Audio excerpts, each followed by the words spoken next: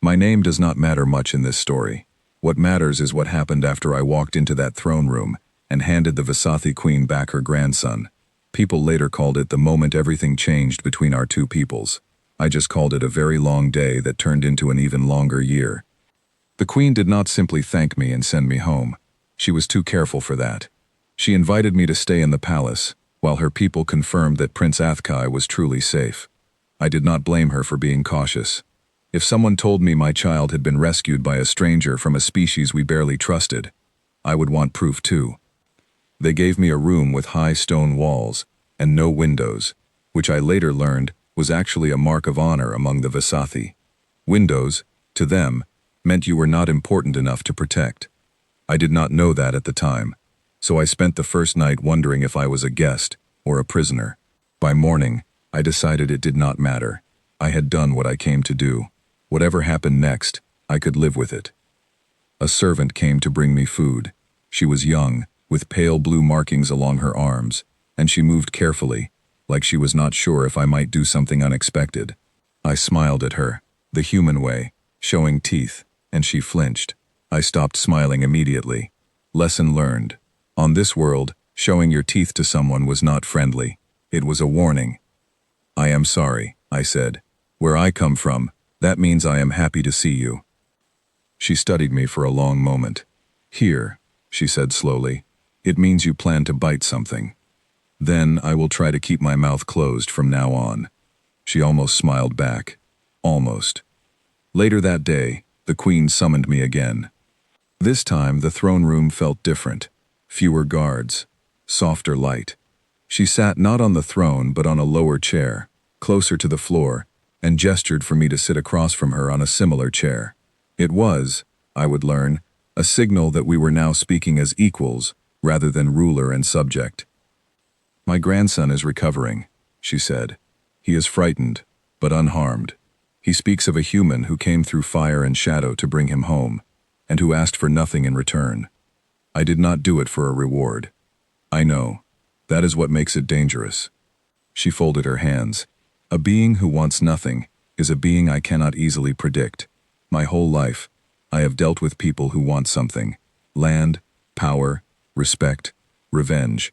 I know how to answer all of those. But someone who does the right thing, simply because it is right, and expects nothing back, is something new to me. I am not that mysterious, I said. I just don't like it when children get hurt for other people's games. The queen tilted her head. Do you have children, Ambassador? No. But I remember being one. And I remember how it feels to be small and scared and have no control over what the adults around you decide to do. Something shifted in her expression. It was not quite softness. Vasathi faces were not built for softness the way human faces are. But there was a change, like a wall settling slightly on its foundation. Then perhaps, she said, we are not as different as 400 years of silence between our peoples would suggest. That was the beginning of something. Not friendship, not yet, but the start of it. Over the following days, she asked me many questions. Not about weapons or fleets or strategy, which surprised me. She asked about how humans raised their young, how we settled arguments between family members, how we decided who among us should lead. She was not gathering intelligence for war. She was trying to understand the shape of us. I answered honestly, every time. I told her about our disagreements as much as our strengths. I told her that humans had fought terrible disputes against each other before we ever reached the stars, and that we still argued plenty even now, but that we had learned, slowly and carefully, that helping each other tended to work out better than trying to dominate each other. I did not pretend we were perfect. She would have seen through that instantly, and it would have cost every bit of trust I had built. You are strange creatures, she said one evening, after I described a human custom of sharing meals to resolve disagreements. You disagree, then you eat together, then you are friends again. On my world, once a disagreement begins, it does not end until one side no longer has any say in the matter at all. That sounds exhausting. It is our way, she paused. Perhaps it does not have to remain our only way. Word of my presence in the palace spread quickly, and not everyone was pleased. Some of her advisors believed I was sent to weaken the compact from within. Others believed I was proof that humans were arrogant enough to think they could simply walk into the heart of Vasathi power and be welcomed. A few, quietly, believed something closer to the truth, that I had simply done something kind, and kindness made powerful people nervous because they could not easily explain it. One advisor in particular, a tall Vasathi named Senkor, made his doubts known often and loudly. He did not trust humans, and he did not trust me specifically. He believed the rescue of Prince Athkai had been arranged in advance, a trick to gain access to the Queen's confidence. "Explain to me," he said one day, standing before the Queen with his arms crossed, "how a single human, unaided, moved past an entire company of Ashkar guards. It does not make sense unless the entire event was planned beforehand by both sides." I understood his suspicion. In his position, I might have felt the same. So instead of arguing, I offered proof. I gave the Queen's engineers full access to the recordings from my equipment, showing exactly how the rescue happened. Nothing hidden, nothing edited. I explained every decision I made, every risk I took, every moment where things could have gone wrong and nearly did. The engineers studied the footage for 2 full days. When they returned, they confirmed that everything I said was true. The Ashkar guards had not expected a single human to move so quickly, or to understand their patrol patterns so well, or to be willing to accept personal risk rather than retreat. It was not magic. It was preparation, patience, and a willingness to put myself in harm's way for someone else's safety. Senkor was not fully convinced, but he stopped speaking against me quite so loudly after that. Trust, I learned, does not arrive all at once. It arrives in small pieces, earned one at a time. Meanwhile, the Ashkar were not pleased that their plan had failed. Word reached the palace that they were gathering ships near the border, testing how the Vasathi would respond. This worried everyone in the palace except, oddly enough, me. They wanted a war, I told the Queen during one of our meetings.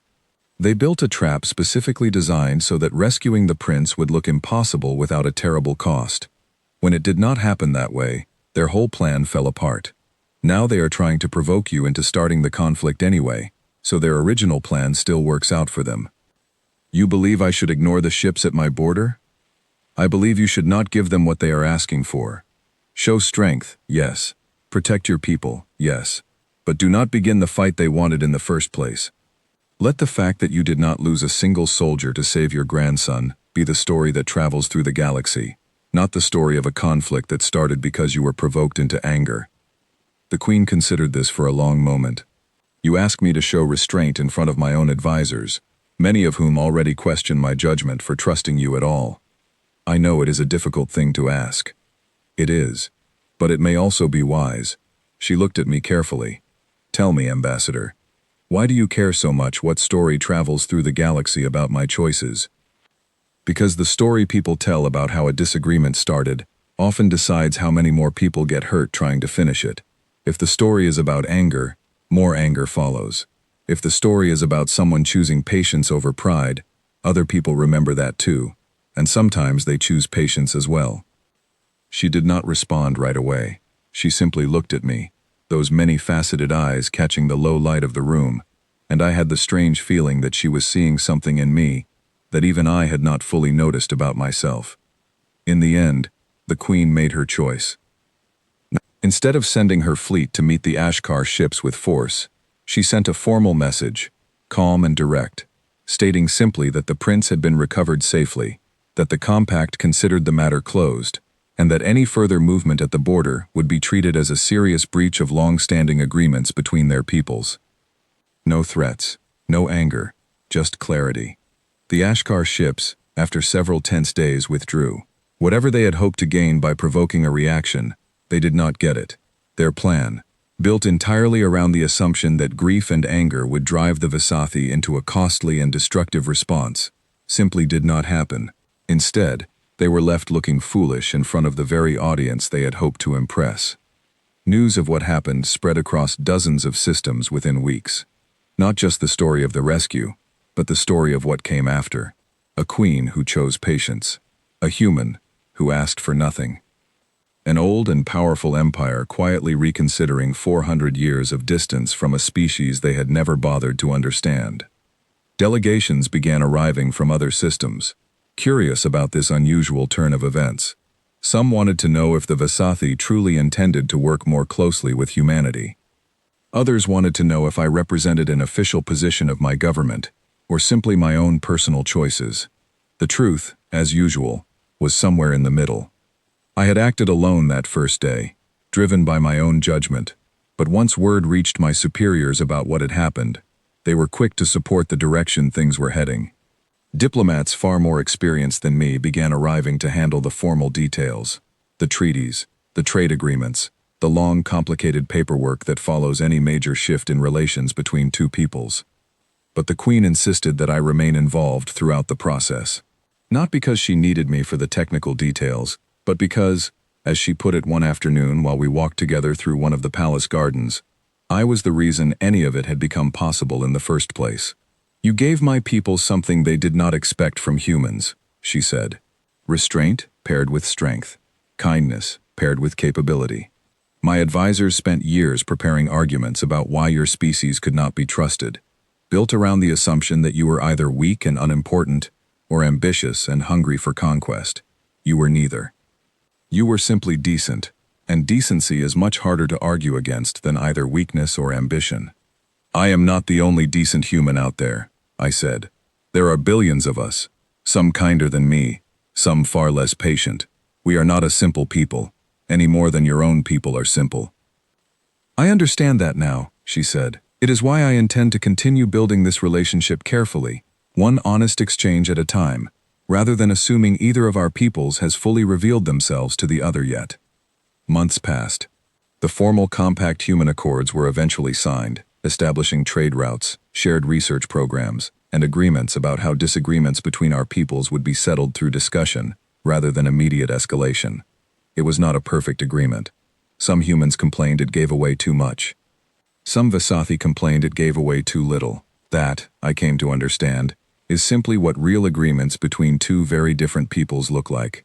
Nobody gets everything they want. Everybody has to trust that the other side is trying, genuinely, to build something worth keeping. Prince Athkai, once fully recovered, asked to meet me personally before I eventually returned to human space.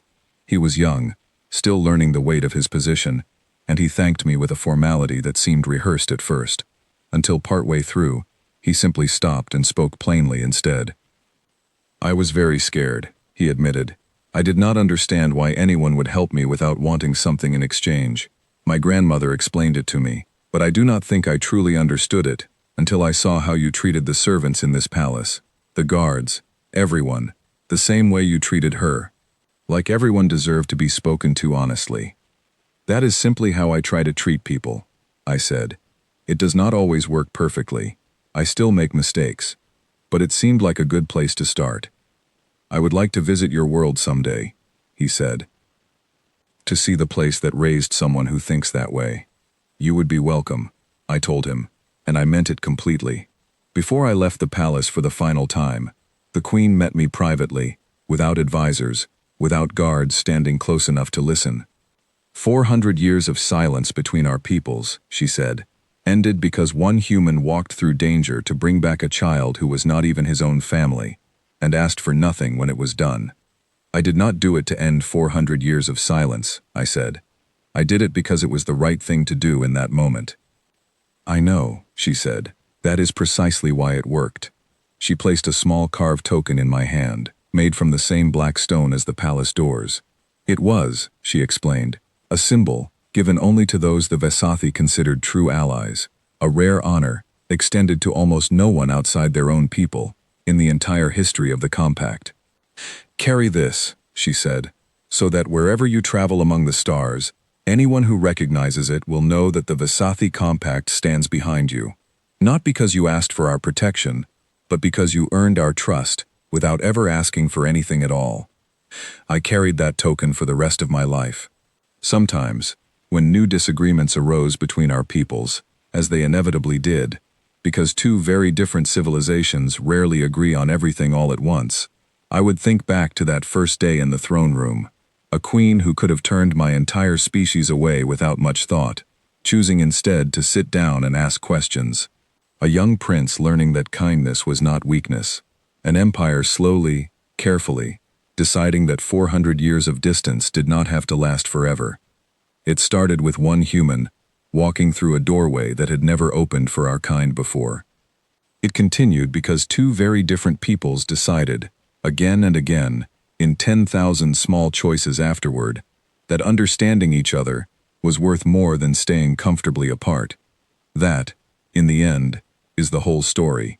Not a tale of conquest or domination, but a tale of two peoples slowly learning to trust one another, one honest conversation at a time.